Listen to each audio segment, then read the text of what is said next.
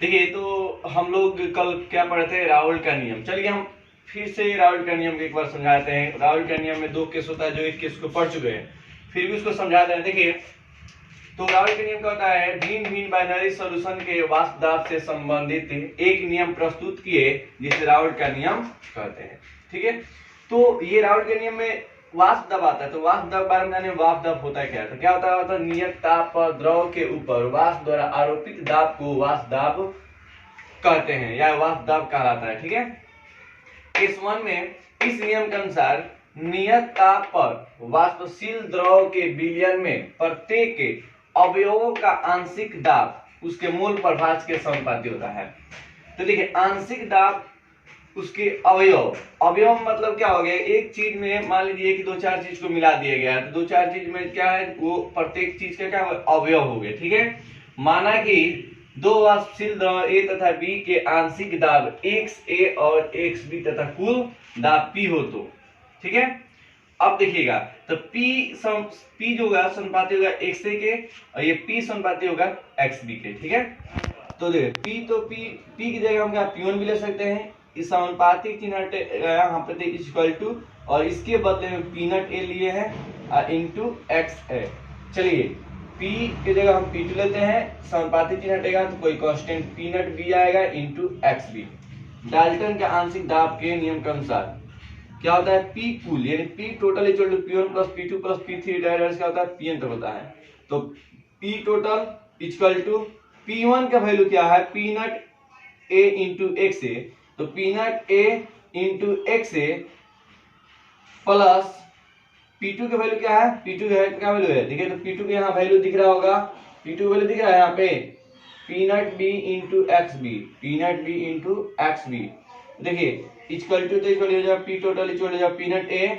अब इसकी वैल्यू देखिए क्या होता है, अब यहाँ पे जब मूल प्रभाज पढ़ाए होंगे उसमें लिखवाएंगे, मूल प्रभाज में सभी अवयवों का योग हमेशा क्या होता है, एक के बराबर होता है, यानी XA plus XB equal to 1, या XA यहाँ पे स्मॉल में लिख सकते हैं XA plus XB equal to 1। तो यहाँ XA के XA छोड़ देंगे, और यहाँ 1 तो 1 हो जाएगा बाबू, और ये प्लस में इधर जाए तो क्या हो जाएगा, माइनस हो जाएगा, यानी 1 माइनस XB। तो देखिए P नॉट A इंटू इसकी वैल्यू क्या है, 1 माइनस XB प्लस, ठीक है, P not B into XB। अब ये P टोटल इक्वल टू, पहले P नॉट A से 1 में क्या करेंगे, मल्टीप्लाई करेंगे, तो फिर किस में करेंगे, इसमें करेंगे हम। ठीक है, तो देखिए P नॉट A में जब 1 से गुणा करेंगे तो क्या आएगा, P नॉट A आएगा, यहाँ क्या है माइनस, यहाँ हो जाएगा माइनस। ठीक है, अब देख P not A into XB, देखिए तो P not A into XB plus, ठीक है, ये क्या है P not B into XB, P not B into XB। ठीक है, अब देखिएगा P total equal to P not A, इसको पहले लिखे हम P not B into XB, इसको बाद में लिखे P not A into XB। अब क्या करेंगे, P टोटल इक्वल टू क्या हो जाएगा, P नॉट A प्लस, ठीक है, P नॉट A प्लस। अब देखिए यहाँ पे दोनों में कोई कॉमन कुछ दिख रहा होगा, दोनों में क्या है कॉमन है, XB यहाँ भी है और XB यहाँ भी है, दोनों में XB है ना, तो P not B minus P not A और ये XB कॉमन ले लिए। ठीक है, देखिए तो हम सबसे पहले इसमें हम क्या करेंगे, यानी आंशिक जो वेपर प्रेशर और मूल प्रभाज के बीच एक ग्राफ खींचते हैं। क्या करेंगे, एक ग्राफ खींचेंगे, इसमें हम दिखाएंगे कैसे क्या हो रहा है। देखिए, तो सबसे पहले हम दो y एक्सिस के अलोंग दो लाइन खींचते हैं। ठीक है, अब क्या करते हैं, यहाँ दोनों को हम आपस में क्या करेंगे, मिला देते हैं। ठीक है, देखिए यहाँ XA यानी XA इक्वल टू 1 रखेंगे, तो यहाँ XB इक्वल टू क्या लगा, 0। फिर देखिए यहाँ XA इक्वल टू 0, तो XB इक्वल टू 1। ठीक है, अब देखने के बाद है कि यहाँ पे क्या लेते हैं, वाष्प दाब क्या बोलते हैं, वेपर प्रेशर। क्या बोलते हैं, वेपर प्रेशर। एक तरफ लेते हैं वाष्प दाब और दूसरी तरफ लेते हैं मोल प्रभाव। क्या लेते हैं, मोल प्रभाव। मीन्स कहने का है कि एक्स एक्सिस, देखिए एक्स एक्सिस के अलोंग जो लेंगे हम क्या लेंगे, एक्स एक्सिस के अलोंग मोल प्रभाव लेंगे और वाई एक्सिस के अलोंग क्या लेते हैं हम, वाष्प दाब लेते हैं। ठीक है, अब क्या करते हैं, इससे हम ऐसे इसको बोलेंगे पीनट ए, क्या बोलेंगे, पीनट ए। ठीक है, फिर हम क्या करते हैं, एक इसको ऐसे मिलाते हैं,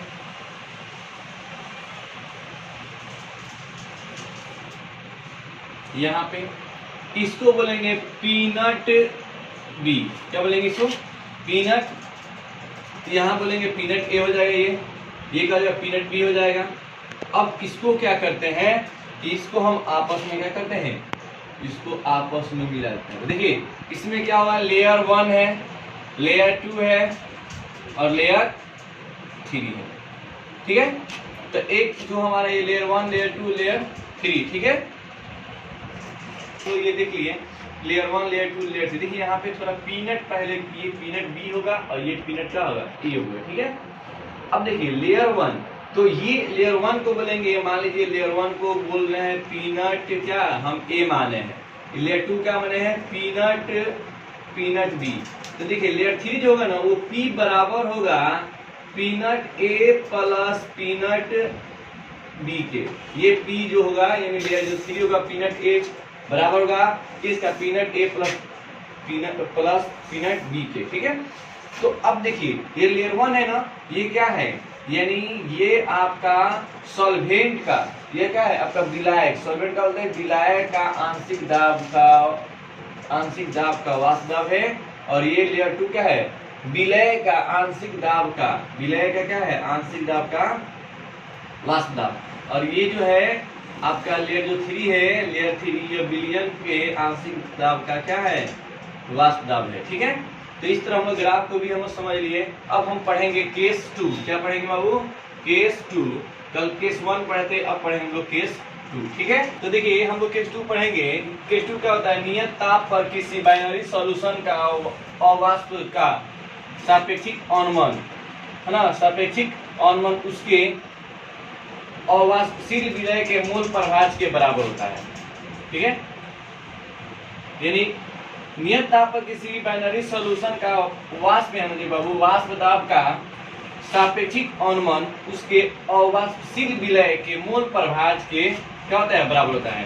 यानी लिख सकते हैं पीनट माइनस पी बटा P nought equal to X solute. X solute क्या है, मूल प्रभाज, और ये क्या है, इसके सापेक्षिक वाष्प दाब का अवनमन। इसके बदला हम ऐसे भी लिखता है P S minus P by P S equal to X solute. देखिए ये भी कहीं किसी बुक में दिया होता है। ठीक है, तो देख कर इसको घबराना नहीं है। कोई यहाँ पे ये भी दिया था P nought minus P by P nought equal to X solute, या क्या दिया होता है पी एस माइनस पी बटा P S equal to X solute, या इसी के बदले हम लिख सकते हैं पीनट माइनस पी बटा P nought equal to N capital N by capital N plus small N. इस तरह से राउल्ट के नियम क्या हुआ, समाप्त हुआ। और देखिएगा ये 5 नंबर पूछे तो केस 1 और केस 2 दोनों लिखना है। और कैसे क्वेश्चन पूछता है 5 नंबर में, क्वेश्चन पूछेगा कि उड़नशील तथा अउड़नशील सॉल्यूट के लिए राउल्ट के नियम को लिखें, तो दोनों केस लिखेंगे तो हम तब जा क्या होगा 5 नंबर मिलेगा। ठीक है ना, निकलेंगे होगी। देखिए तो क्या होता है, अगर इसमें कोई भी दिक्कत हो तो बेशक आप लोग व्हाट्सएप पे आप लोग दिक्कत होगा जो भी आप भेज सकते हैं या बोल कर भेज सकते हैं, इसको हम क्लियर कॉन्सेप्ट कर देंगे। ठीक है ना, जब तक आप खुद को इसको अच्छे से इसको क्या करेंगे लिख कर नहीं इसको रिवीजन करेंगे, तब तक इसको माइंड में वो कॉन्सेप्ट नहीं होगा। ठीक है।